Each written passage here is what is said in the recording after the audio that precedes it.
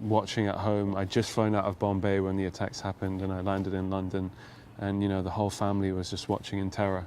And I knew if they ever were going to tell this story about the bravery of the staff and the survivors and the great people who sacrificed themselves, I really wanted to put my face to it, and so it was a very easy decision, really. I play a young man called Arjun, and he is from a slum, and he is a waiter in the hotel. And he comes in very early in the story, and he's got a young child to feed and a wife.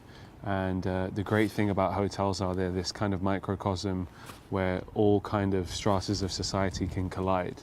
You've got the poor from the slums and the absolute rich. You see these other characters like Jason Isaacs, billionaire, and they all mingle in this space, which is this hotel.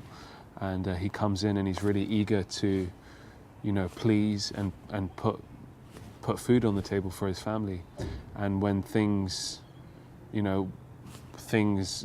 turn up and they're faced with absolute terror, he kind of rises to the challenge and becomes a man in the process and saves a lot of people.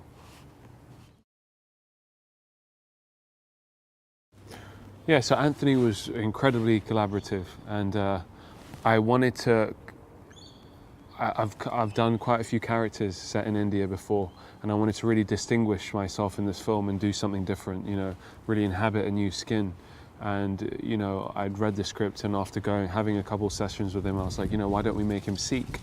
He'll have this, he'll have a beard and this long hair, and to the untrained, uncultured eye, he could face prejudice. And that's something that he can overcome, and you can also educate an audience, because there's so many different cultures and religions and faiths in India. It's such a melting pot, and it's really good because we've got that full diaspora being represented in this film. There's a real pressure to get it right. When you're doing a scene, you're constantly battling against those cinematic moments, and you're trying to ground it in a reality.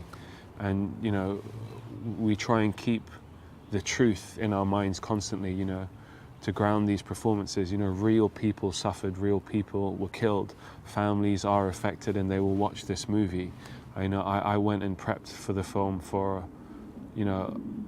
a month or two in India before I came here, and we spent time at the Taj. I went to a Sikh slum there, and met people that worked in hotels and tried to pick up how to tie a turban and all these kind of small nuances that would make the film feel real.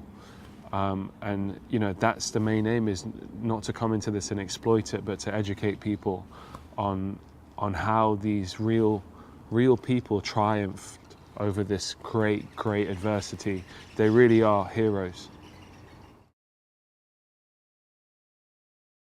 I mean, at its core, for me, this film is about the unlikely heroes at this hotel.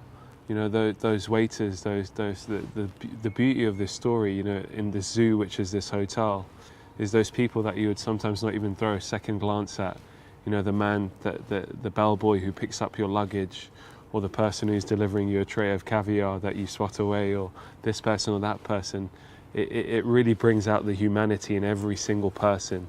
We shine a light on everyone, from the big VIP guests down to these waiters, and they really put their lives on the line, to save their guests, because this hotel, it was their home. It was sacred to them. For my character in particular, the Taj was like a temple to him.